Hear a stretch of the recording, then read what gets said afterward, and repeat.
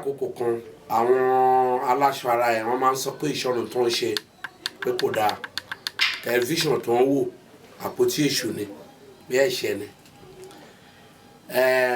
ètò míì tó ń ṣe pé kinní ni. Nígbà tó yá àwọn gan wá ń ṣe ànátẹ́ ọyẹ, wọ́n wá ń ṣáǹkì nígbà tí wọ́n bẹ̀ sí nímọ̀ sí. Ẹ̀mí ìjọ ẹ̀mí yàtọ̀, ẹni tẹ́mi bá ń sọ̀rọ̀ ó yàtọ̀ sí àwọn tí wọ́n lọ kẹ́kọ̀ọ́ bíbélì ni wọ́n kà, tíọ́rì ni wọ́n mọ̀ wọn mọ̀ pátíkà, tíọ́rì ni wọ́n mọ̀ wọn mọ̀ pátíkà. Ó dà ìgbà tá a bá ń ṣe biology school àti tíọ́rì lẹ́yìn náà wọ́n ṣe wá ṣe pátíkà, bẹ́ẹ̀ ni physics náà ṣó ti yé sìn. Tíọ́rì àwọn lọ kẹ́kọ̀ọ́ ni, Ọlọ́run ò bá wọn sọ̀rọ̀ wọ́n lè máa lálàá kọ̀ọ̀kan, eléyìí tó bá lọ́rọ̀ bá wọn sọ̀rọ̀ náà ó dọ́gbọ́n sí ni. Wọ́n lè máa fi ìṣípayá hàn wọ́n, ìṣípayá náà máa fi hàn wọ́n, ó dọ́gbọ́n sí ni, ṣùgbọ́n wọ́n lọ kọ́ ẹ̀kọ́ ni. Nǹkan tó wà ètò wà láti tìkọ́ ṣe ni. Jésù Kristi ṣètò, tábà láwọn ọmọ yìí Jésù Kristi bọ́n ṣe ń wà tábà bẹ̀ sí ń tu, àwọn kan wà nù wọn tó jẹ́ pé ewé àti egbò náà fi ń ṣèwòsàn.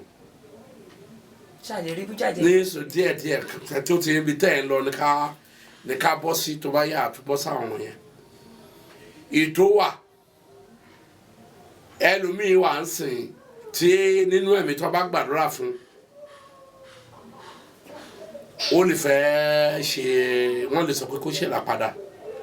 Ẹlòmíín wà ọwọ́ wà lọ́wọ́ ẹ̀, tọ́wọ́ àjẹbá wà lọ́wọ́ ẹ̀ oníbi tàdúrà mọ́ á wọ ọwọ́ yẹn kúrò ni. Ẹ wò ó nígbà tí ayé Èlíṣà, nígbà tí náà ní dẹ́tẹ̀, a gbọ́ kó ní kó lọ wẹ̀ lódò ìṣàn, kó lọ wẹ̀ yẹn ní nǹkan tó fún lọ́ṣẹ́ tó fún tó fi wẹ̀ lódò ìṣàn. Nísìnyí àwọn aláṣọ ara yẹn gé sí odò ìṣàn, ẹ̀tẹ́ náà máa ní kò síbi tí ò lọ odò ìṣàn ló wẹ̀ wọ́n ní kó lọ wẹ̀ lódò ìṣàn, ó dẹ̀ sàn. Náà ètò wà, ẹ máa wẹ lómìn sìn tó bá kó àtọ̀ sí.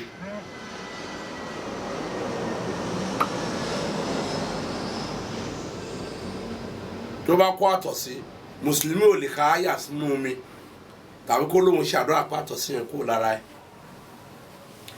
Ẹlòmíín wà, ẹnì kírísítẹ́nì lè gbàdúrà sínú omi, ìyá tó bá lóun rí bẹ́ẹ̀ jẹ́ kí n mọ̀ kájọ fèsì ara wa kí n kọ́ àwọn alátọ̀sí fún un. Kò lè gbàdúrà sínú omi kátọ̀sí kúrò, ẹ̀dà kó lo àgbo tàbí kó lọ sọ́sítà kan fún lábẹ́rẹ́ àti injections.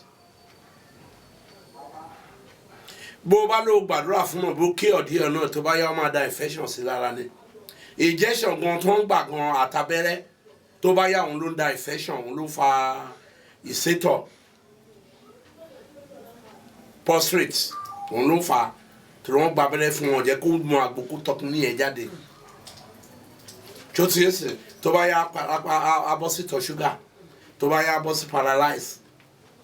Ẹ máa wò ó, ètò wà tó bá ní kò sétò, tí ara ẹlòmíì ò bá yá ń sìn wọ́n gbé lọ sí, tí pásítọ̀ bá gbàdúrà fún tágbára ẹ̀ ò bá gbé wọn ní kí wọ́n gbé lọ sí hospital. Nígbà tí wọ́n dé hospital tí wọ́n ń lò fún, wọ́n bẹ̀ sí ń lo oògùn fún, oògùn tó ń lò yìí àti dírípù ewé àti egbò náà fi ṣe. Kò sí dọ́kítọ̀ tó ń gbọ́n tó bá fẹ́ lọ ẹ lọ sí University Department of Pharmacy ẹ rí i pé ewé àti egbò ni. Ṣé ó ti yé sìn? Ètò wà. Ẹlòmíì wà tó bá fi ọwọ́ òun ló fà á tó gun máa fi ń pọ̀ jù, táwọn àjẹ́ bá ṣe máàkì sí lára, tó wọn bá ní kó lọ wẹ̀ lódò kó wẹ̀ máàkì yẹn irọ́ ni, kò sádùn ọtẹ lè bà. Àdúrà bí tó ń ṣe ọ̀tọ̀, ààwẹ̀ bí tó ṣe ọ̀tọ̀, àìnímọ̀ ni.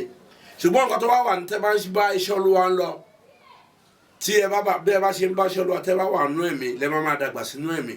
Tó bá yá tẹ́ bá ti dé òkè ẹ̀mí ẹ nídìí tó mọ àṣẹ lè máa lò.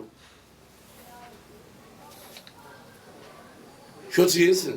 Àṣẹ tẹ́ máa lọ ẹ lè sọ kó mọ́ ṣẹ dání ẹ̀dẹ́ gbàdúrà sí mi ẹni kó nú omi. Most of people tí mò ń ṣiṣẹ́ fún mi ò rí mi lójú, mo lè sọ kó mú mi dání ọṣẹ dání adẹ́ gbàdúrà sí àìmọye wọn bọ́ọ̀ rí mi adẹ́ ṣiṣẹ́. Ó wà àìnímọ̀ ni, wọn ò ṣe ẹ̀mí. Jésù Kristi olé ẹ̀mí mi á sọ̀kalẹ̀, wàá máa kọ́ Ọlọ́run bàbá, Ọlọ́run ọmọ, Ọlọ́run ẹ̀mí mọ́. Àwọn ọgbẹ́ kò sẹ́mi kan tó wà lára wọn, eléyìí tó bá lóun ríran church ẹ̀mí àjẹ́ ni. ẹ̀mí mèrè so ẹ̀mí Ọlọ́run ó yàtọ̀ bí tán ní mọ̀mọ́ nígbà yẹn tán sọ pé ẹ má wo tẹlifíṣàn àpótí èṣù ni nísìnyí níbo náà ti ń sọ̀rọ̀ nísìnyí